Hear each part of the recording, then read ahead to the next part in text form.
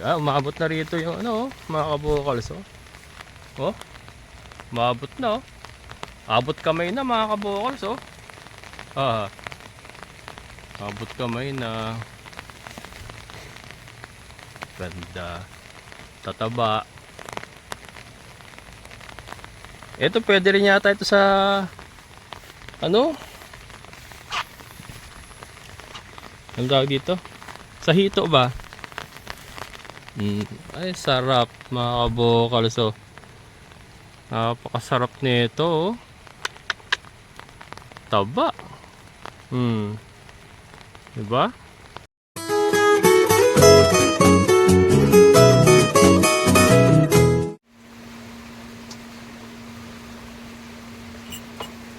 Hello mga kabukals, good morning.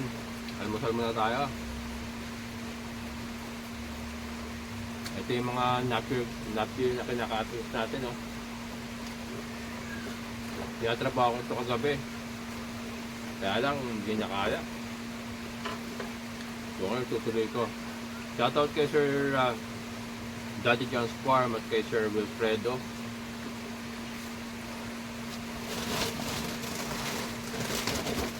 Yan. Kay Sir Wilfredo,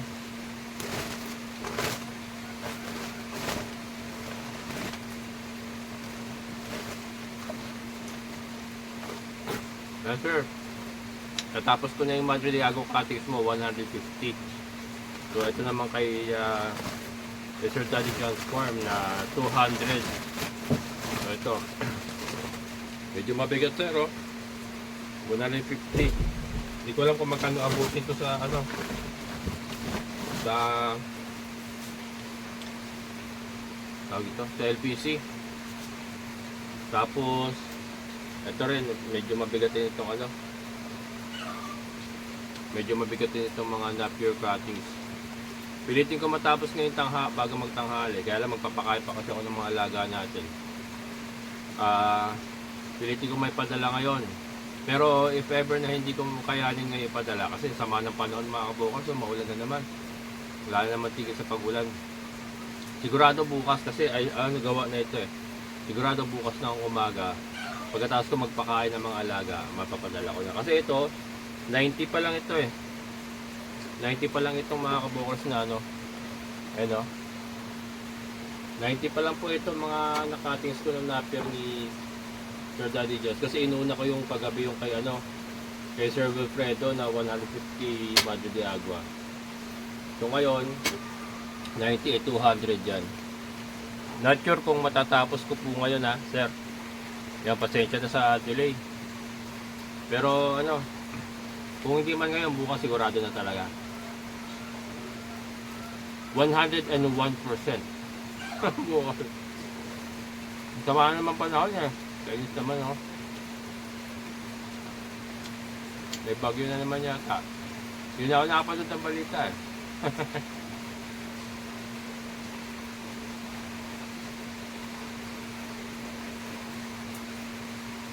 Pandesal mga kabukals na may palaman na margarine.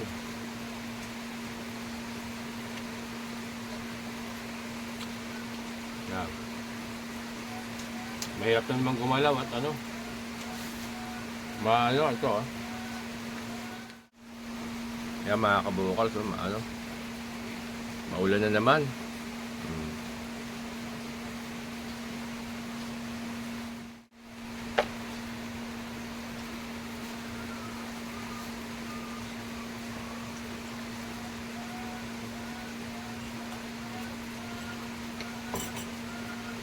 Sarap magkape pag maulan at may pandesal ka.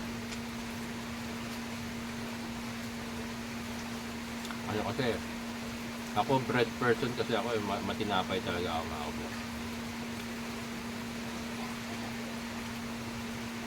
Yung iba, kanin. Pag umaga, kanin ka agad ako.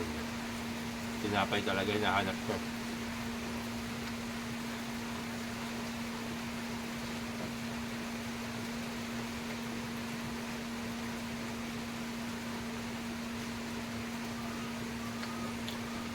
Tayo dyan, Brad. Tayo dyan, Brad. Sister pala. Yan. Walang tigil ang ulan mga kabokals. Grabe. Talagang tuloy-tuloy asin. Tuloy-tuloy. Walang humpay. Kaya yung ating overflow, permis na umaapaw. Yung overflow ng ating aquaponics, oh. Permis yan.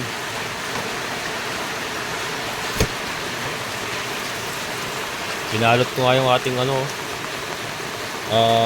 power spray kasi pabugso-bugso hangin eh.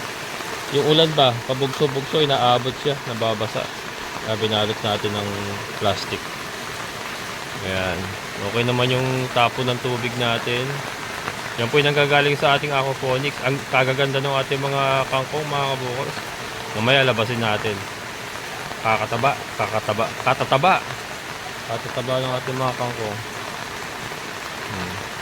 Ating mga layers.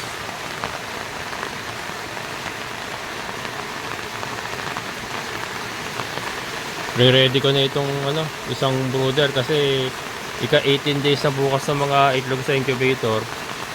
Stop turning na tayo bukas. So wait na lang tayo ng 20 to 21 days mamimisa na yun. Kaya ito ililipat ko to. Lilipat ko ulit sa lupa. Scratch pen. Tingnan ko pa kung saan ko maipoposition ng hindi maulanan. Sira na kasi yung Ayan, gulagulanit. Ayan yung area nila dati. Breeding area natin yan. Kaya lang wala na. Gulagulanit na eh. Yung ating tolda. Kaya hanapan ko na lang ng ibang area. Ito kasi meron tayong dito. Ayan. Talagang tuloy-tuloy yung tubig, oh. Pero maganda yan kasi nagpapalit ng tubig yan. Ang nangyari kasi dyan mga kabukals, di ba bumabagsak yung tubig dito? Yan po yung galing sa aquaponics.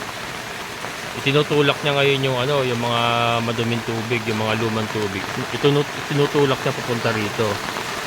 Ayan. Kaya dyan may sumasama mga burak dyan, minsan may lumalabas sa burak. Ayan. Saka ito mga garantisado mga kabukas, ala talagang amoy. Yung ganitong maulan, tapos may manukan ka na ganyan, maamoy na yan mga kabukas. Kahit sabihin pang maganda yung latag mo sa ilalim, mangangamoy at mangangamoy yan pagka ganitong maulan. Kasi basa ang lupa eh. Basa ang lupa. Iba talaga yung diretso sa tubig. Talagang yan, eliminated na kagad yung amoy niya pagka nalaglag sa tubig yan. And yun nga, yung ating mga hito kasi, paglaglag pala ng ipot sa tubig, sinasalo na kagad nila, pinag-aagawan nila. Kaya yung ipot, wala nang chance na maipon sa baba. Nakukonsume po ng ating mga hito. Yan po ang pinaka main role nila ngayon, ng ating mga hito. Para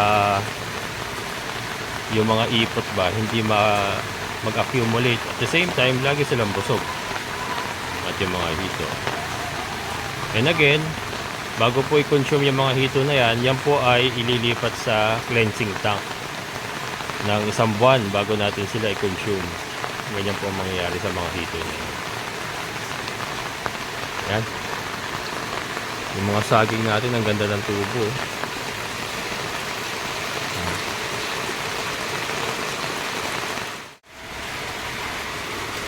Ayan putik na naman mga kabukals Hop! Ayan si Ope, okay naman. Pero ayan, at yung mga hito naglulutangan, nag-aabang pa rin ng ayun sabi ko. Ayun sinasabi ko mga kabukals. Nakita nyo po yun, may bumagsak na ipot, diba? Yung pinag-aagawan na kagad nila. So yung ipot, no chance na po talagang mag-accumulate.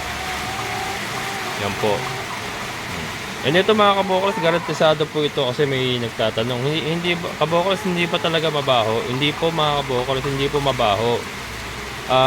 Garantisado po yan. Nakita niyo po yung panahon, di ba, napakaulan. Yung dati ko pong sistema, yung dati ko pong sistema na lupa lang yung binabagsakan, Tapos 'di ba naka-enclose pa ng net 'yun. Mabaho mga kabukas, nangangamoy talaga. Lalo na pagka yung tubig nagdaan na sa ilalim, nabasa na yung loob ng ano mo, yung ilalim ng manukan mo. Nababasa na rin yung ipot.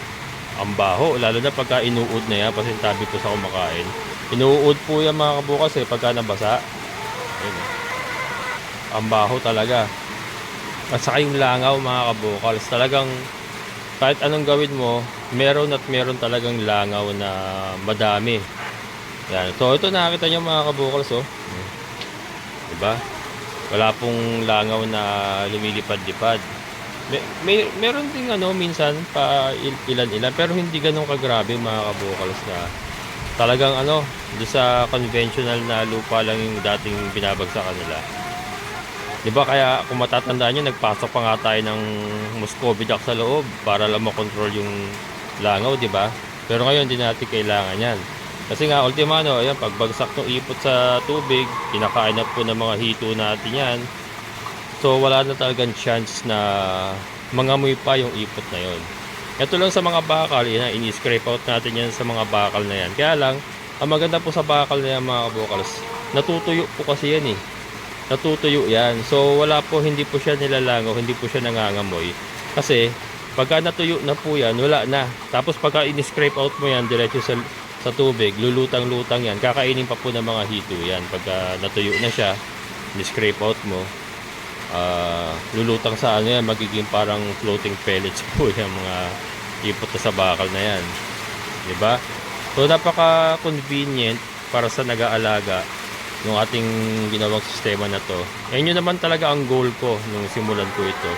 Kasi naranasan ko po yung hirap nung naranasan ko po yung hirap nung nagpapala ka ng ipot, tapos nangangamoy ka na, umaabot na sa labas yung amoy. Yun po kasi yung number one concern ko dun, yung ko na umaabot na sa labas yung pagka nandyan ako, or kahit doon sa bahay, pagka nandun ako sa bahay, umaabot na yung amoy doon. So, di ba, alarming po kasi yun lalo na kung magkaroon na po tayo ng mga kapitbahay talaga dito. Very, very alarming po yun sa mga nagmamanok na kasi magiging cost po yun ng pwede ka ireklamo sa iyong manukan pagka nangamoy at naglangaw ka. Yan sila. So ito, magpapainom kasi ako. Magpapainom ako, pero bago tayo magpainom, harvest muna tayo ng tubig. Kumain na sila, kaya naman magpapainom na tayo. Yung papaya, buhay sana yung papaya mga kabukas. Ayun pinagtatalian ko nga yan. Ayan, may mga tali po yan. Ayan ayan may mga tali yan sa porta para nga hindi sila tuluyang bumagsak. Ito, nabubuhay na ito. Ayan nabubuhay na to, maganda pa dahon niya sa taas Saka yun, yung isa na yun, maganda pa dahon. Ito parang nabubuhay pa, saka yun, dalawa na yun. Actually lahat sila parang nabubuhay pa yung tuktok. Ang problema, ito maulan na naman. So ayan, basa na naman yung babad na naman sila sa tubig. Babad na naman sila sa tubig. Ewan ko lang kung makasurvive pa. Sana makasurvive pa. Yan yung ating mga papaya. Sayang naman ito nga hindi ko alam kung lalaki pa ito, sayang.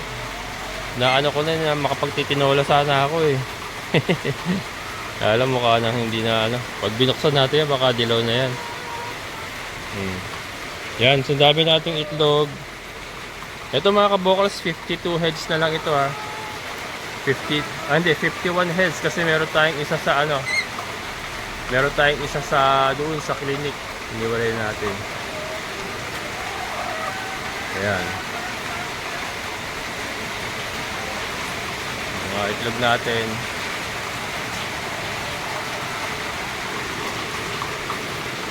Di ba kahit nandito ka mga kabukals up close and personal, talagang wala kang maamoy talaga, walang mabahong maamoy. Pero syempre maamoy mo, amoy manok. Pero ibig sabihin yung mabaho, yung maalingasaw na masakit sa ilong, wala po yun mga kabukals. Garantisado po yan. Hindi po ako nagsisinungaling. Naman po yan kahit di ba yung simpleng bumagsak lang yung ipot sa tubig. neutralize na kaagad ang amoy niya. Eh. And then yung ammonia nga, nakokontrol natin yan dahil po sa ating aquaponics. Ayan, oh. Ating aquaponics, kaganda ng ating mga kangkong.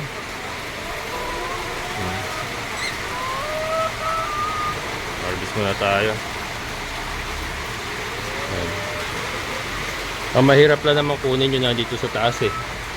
Yung sa pangalawa saka sa una, kaya nang abutin yung mula baba. Pero itong nasa taas, kailangan talaga nating umakyat dito sa pader.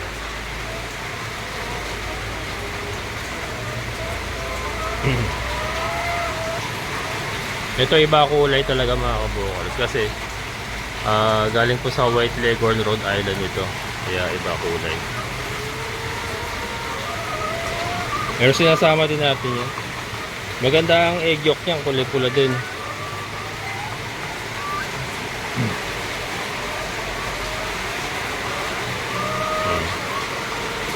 Pag naayos ko pa itong sistema natin, mas ginawa na. Sa ngayon lang eh, ganyan talaga. Pero pag naayos natin yan,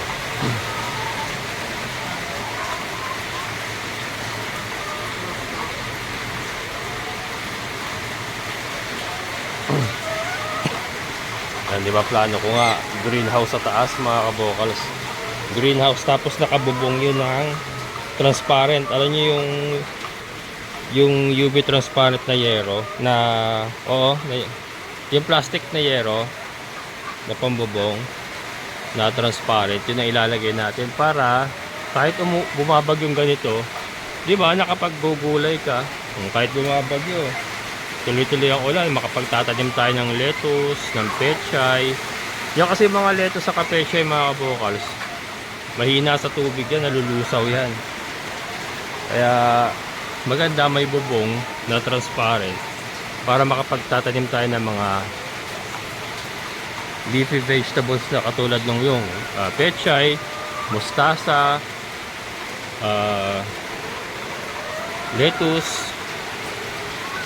At the same time, yung pag-asikaso natin sa ating gulayan, diba, may may silong ka kahit maulan. Hindi mo kailangan magpakabasa. May papakita ko sa inyo mga kabukals sa pagdating ng tamang panahon. Hindi, mapapakita ko sa inyo mga kabukals. Tuloy-tuloy lang tayo rito. Napakaganda po ng aking mga wild ideas na yan. Pag yan po na isagawa natin. Ganda. Gurihin mo. Tatlong hanap buhay sa isang sistema, di ba? May isda ka na, may gulayan ka, may manukan kang pang-itlugin.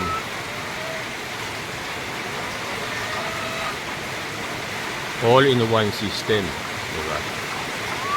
So ito, mamaya meron pa yan. Meron pa yan mamaya. Nakaka 1 tray tayo eh sa kanila. 51 heads, di ba? So sabi ko nga, ano na ngayon, ay 18 days na bukas yung mga nasa incubator natin. Malapit na mamisa yun.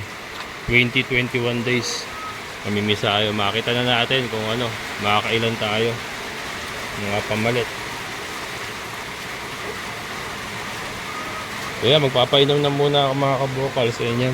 Tignan natin kung makalabas pa tayo mamaya. Magsasakati pa ako. Wala pagkain yung kambing. Pero hindi ko na mabibidyoan kasi maulan mga kabukals eh. Madalian kasi. Pagka maulan kasi nagbibideo ko, mahirap kapayungan ko pa yung, dadali ko pa yung payo, yung stand na cellphone. Mamaya mga kabukals. Update muna kay Paloma. Ito na siya mga kabukals. Pinapasama ko na siya sa iba, kaya lang nakatali yung dalawa. Ito, si Bambi at saka si Tisay. Ayan, nakatali. Ayan, nakatali yan. Kasi sinusuwag nila. Sinusuwag nila si Paloma para hindi nila abutin. Pero mamaya ibabalik ko yan doon pagkatapos sila kumain. para hindi siya masuwag-suwag. Kasi ano, parang lasing pa rin. Para pa rin siyang lasing ba. Pagka sinuwag siya, tumba. Pero tumatayo naman uli. Kaya kasi syempre pag sinuwag na sinuwag, di ba? Baka magkaroon na naman ng problema. Pero yan, nakakabangon na siya. And kumakain na siya. Kaya lang yung mga paa niya parang lasing pa. Parang lasing pa siya. Pero di ba at least, ayun na. Ayun na siya, kumakain na siya. Ayan. Ang ganda ng curl ni Mocha. Yung curl niya sa likod, ang ganda. No, mga kabokals. May design. So yun, ito mga kabokals, napier grass. Napier ito. Sa cutting nga tayo. Basa dito kasi tumutulo. Pero yung ibang part naman, yan. Dito sila nahiga lahat eh. Nakatabi sila kay Paloma eh. Yun doon kasi may tulo din doon eh.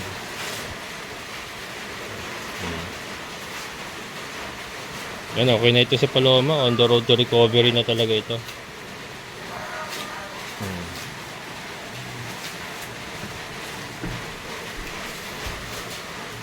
Dagol.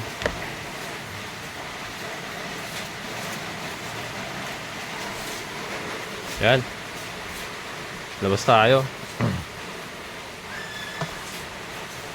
Ikot tayo sa aquaponics bago tayo magtapos.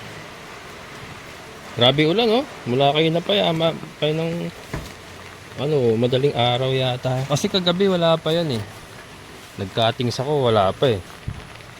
Hanggang alauna ako nagputol ng cuttings eh, wala pang ulan eh.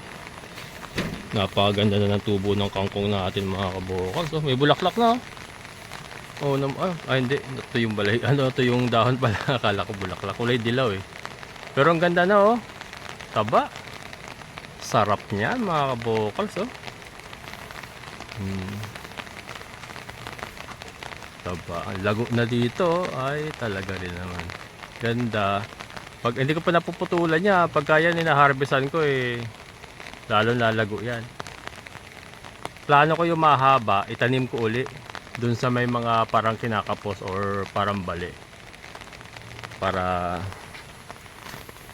gumanda, mahaba na kagad siya. Tapos nakalaglag na kagad siya rito, ilalaglag. Umaabot na rito yung mga kabokals. Umaabot na abot kamay na mga kabokals. Abot kamay na. Ganda.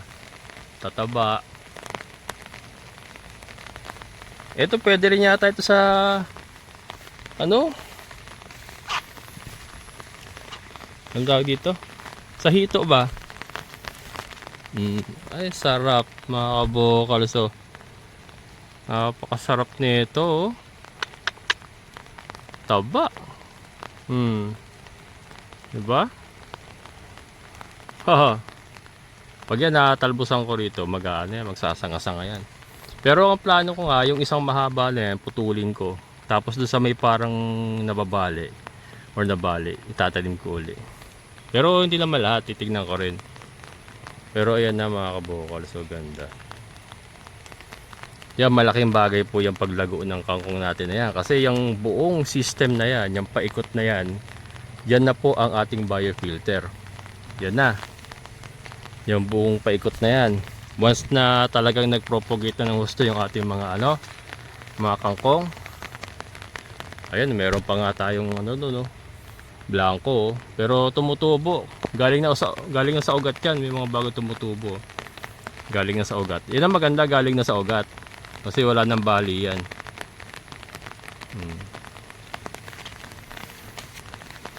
So hindi na sayang yung net natin, di ba? Hindi na sayang yung net natin sa pakwan. Nagagamit pa rin ng kangkong. Ayan. So yun. Yan, shoutout kay Ate Gemma.